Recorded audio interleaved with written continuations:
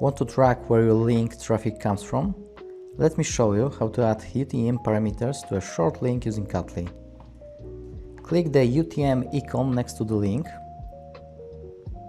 This opens the UTM parameters form.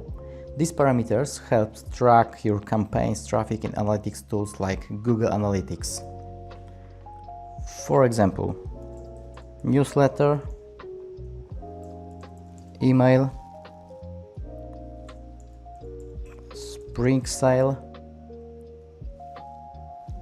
promo, button link. Save the parameters.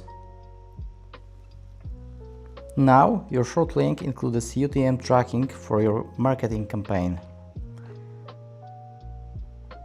This makes it easy to measure where your traffic is coming from. Try it yourself at Kotlin.